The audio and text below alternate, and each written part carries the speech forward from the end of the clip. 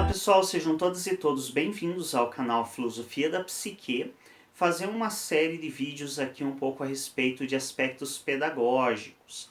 Primeira coisa, queria já avisar vocês que se tiverem interesse, entrem em contato comigo pelo Telegram ou pelo direct do Instagram para participar do curso que eu estou realizando sobre pesquisa científica. Então, nesse curso eu vou estar abordando alguns aspectos da pesquisa científica, como selecionar materiais de leitura, como escrever um bom artigo científico.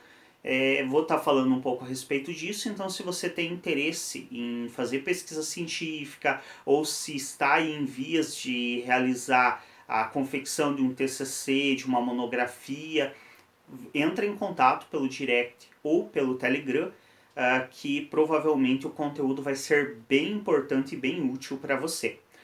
Então vamos falar hoje um pouco a respeito da diferença entre uma pedagogia doméstica e a escravização de uma criança ou a utilização de mão de obra escrava. Pode parecer um pouco drástico falando assim, mas acredite, a maioria dos cuidadores em algum momento da vida já escravizou seus cuidandos, suas crias de responsabilidade aí, e nem mesmo se dá conta disso. Então, várias vezes, os cuidadores eles tomam condutas que são muito mais em função de usar a mão de obra de uma criança de maneira injusta e muitas vezes sem nenhum reconhecimento acerca disso, do que necessariamente uma questão pedagógica. E ainda se utilizam da desculpa de que eu estou fazendo isso para ensinar a ter responsabilidade, eu estou fazendo isso para ensinar a cuidar da casa. Tá, vamos estabelecer a diferença. Se você manda uma criança fazer algo enquanto você faz outra coisa, você está usando mão de obra escrava, você não está ensinando nada. Ensinar obrigatoriamente consiste em estar presente junto, fazendo junto, reforçando os aspectos positivos e assertivos, corrigindo os possíveis erros ou aspectos não tão assertivos que a criança está realizando. Isso é ensinar. Se você não está junto fazendo, você não está ensinando. Você está escravizando a criança. Mas se eu ficar junto aí o meu trabalho não vai render, eu não vou conseguir fazer o mesmo tanto de coisa. Exatamente, o fato de você querer usar a criança para o teu trabalho render mais e você conseguir fazer mais coisas, está demonstrando que você está escravizando a criança e não ensinando ela. Mas eu não estou escravizando porque eu dou casa e comida para ela, então ela tem que fazer o mínimo para ajudar em casa. Exatamente, trabalhar em troca de casa e comida é a definição plena de escravidão. E outra coisa, nenhum cuidador jamais, em hipótese alguma, pode falar que dá casa e comida para uma criança. Em hipótese alguma. Porque isso é o mínimo que a lei te obriga a fazer. A partir do momento que você decidiu gerar uma criança e você decidiu ficar com ela e não entregar para o Estado, a tua obrigação mínima é dar casa, comida, roupa, brinquedo, estudo. Casa e comida é o mínimo e, aliás, é menos do que a lei te obriga a fazer. Porque a lei ainda diz que você, além da casa e comida, é obrigado a dar roupa boa para a criança vestir, não roupa de marca, mas roupa com uma qualidade e do tamanho adequado para ela. A lei te diz que você é obrigado a conduzir essa criança até a escola para que ela tenha um estudo mínimo que o Estado proporciona. Então, dar casa e comida é menos do que a lei te obriga a fazer. Ou seja, a lei diz que você deveria, como mínimo, fazer muito mais do que isso.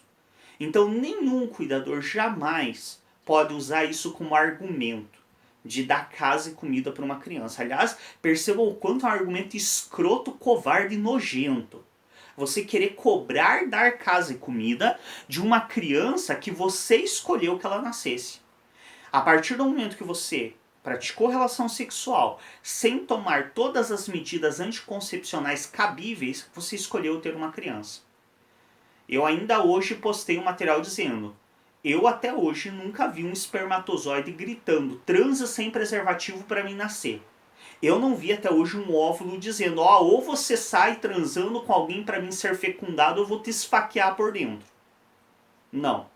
A decisão sempre, 100% das vezes e 100% da responsabilidade, a decisão de gerar uma criança é das pessoas que geraram.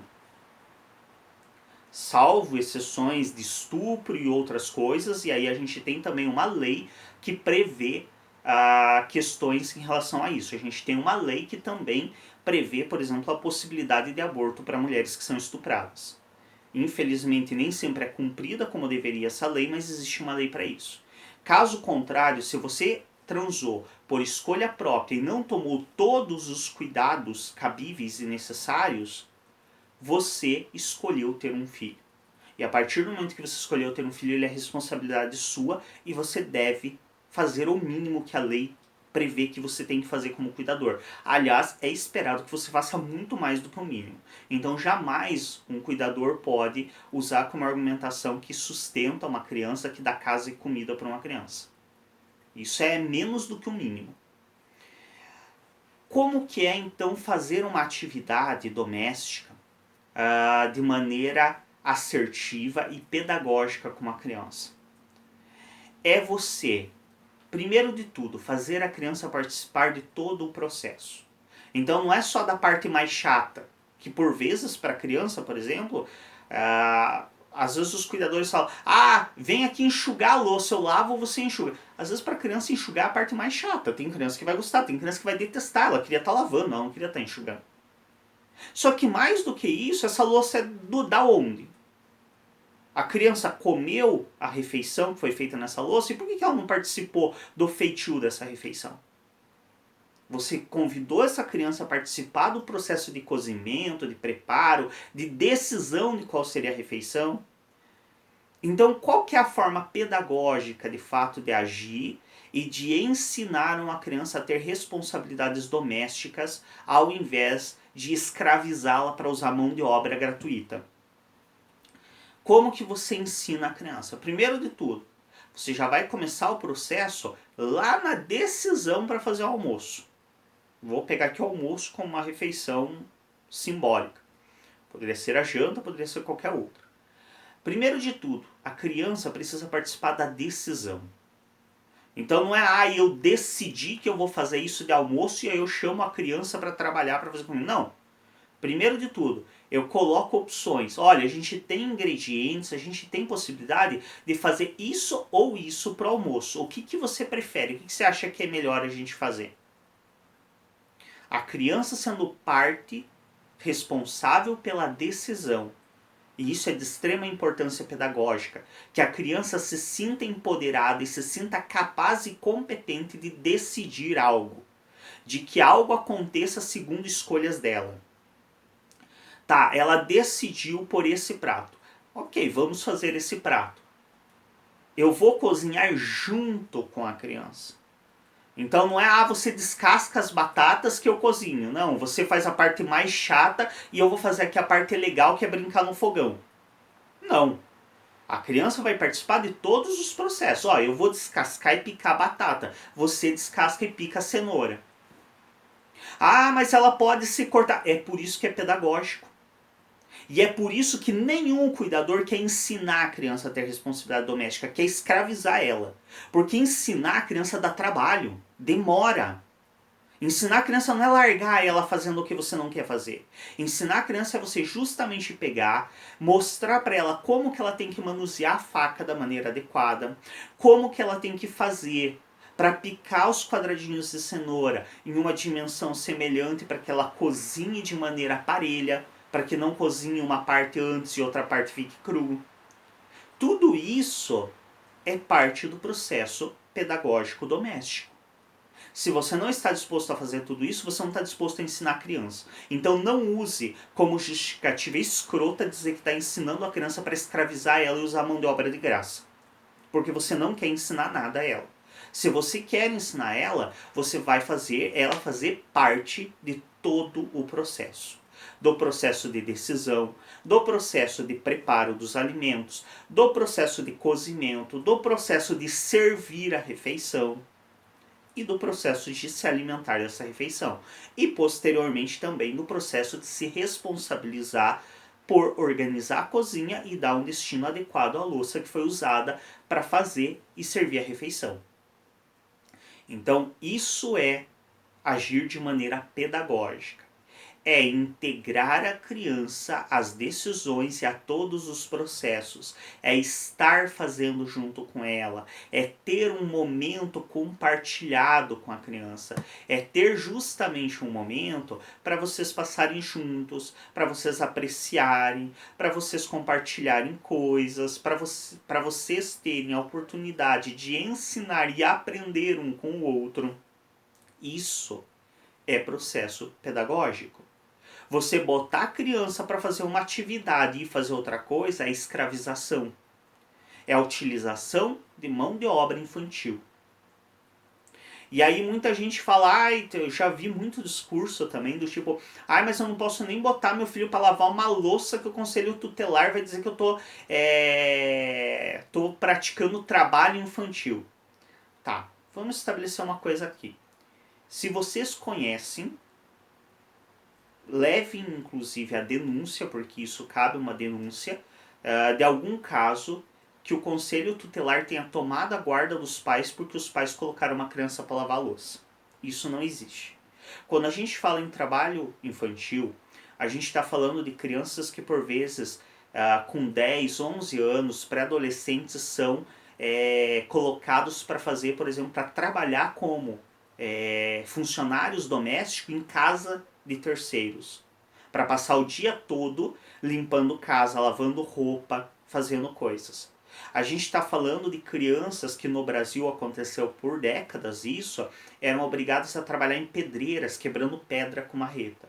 Eram obrigadas a trabalhar em carvoaria, dentro de fornos de carvão que são extremamente tóxicos. É isso que a gente está falando quando a gente se refere a trabalho infantil. Se o conselho tutelar removeu a guarda de um cuidador, não é porque ele colocou uma criança para lavar a louça, pode ter certeza. Se isso acontecer é porque provavelmente, para além de lavar a louça, essa criança tinha que limpar a casa, lavar roupa, cuidar de irmão, que é outra das coisas mais escrotas que existem no mundo. Você fez o filho, você cuida. Um filho não tem a obrigação de cuidar do outro. Então esse tipo de conduta é o que leva à perda da guarda de uma criança. O conselho tutelar não sai tirando a guarda de criança porque a criança estava lavando uma louça. Isso não existe. Então vamos parar com essa desculpa esfarrapada. No fundo, o que você está buscando é justificativa para aliviar o seu peso na consciência por estar escravizando o seu filho. Se você está dando coisas para o seu filho fazer dentro de casa e você não participa das mesmas coisas que ele está fazendo, você está escravizando mão de obra infantil. Educação pedagógica, pedagogia doméstica, ensinar a criança as responsabilidades do lar é fazer ela ser parte decisiva nas coisas do lar. Ela tomar decisões, ela fazer escolhas como todos na casa. Ela participar do processo do começo até o final. E não simplesmente fazer a parte que talvez a criança, aí pode ser individual de cada criança, algumas vão preferir uma coisa, outras outra, mas não é fazer o que talvez para a criança seja a parte mais divertida, que é cozinhar, e deixar para ela a parte mais chata, que é lavar a louça. Não é você lavar a louça, que talvez para ela seja divertido, por mexer com água, sabão, por ter essa dinâmica que crianças normalmente gostam de mexer com água, não é fazer a parte que talvez para ela seja mais divertida e você fazer essa parte enquanto deixa para ela a parte de enxugar os pratos, por exemplo, de enxugar a louça. Então, ensinar a criança demanda tempo, energia e disposição. Se você não está disposto a tudo isso, você não está disposto a ensinar. Então não use esse argumento para escravizar a mão de obra infantil. Não use como argumento estar ensinando a criança para poder se aproveitar de mão de obra gratuita. Você não está ensinando ela. Você está usurpando a mão de obra dela. É isso. Obrigado pela atenção neste vídeo. Se não for inscrito no nosso canal, se inscreve. Clica em gostei nos vídeos, é importante para ajudar a chegar a mais pessoas o vídeo. Se tiverem interesse no curso sobre pesquisa científica, entra em contato comigo pelo Telegram ou pelo Instagram, @filosofia da psique. Só digitar lá já aparece e eu repasso as outras informações para que você possa participar e aprender como se faz pesquisa científica. Até um próximo vídeo.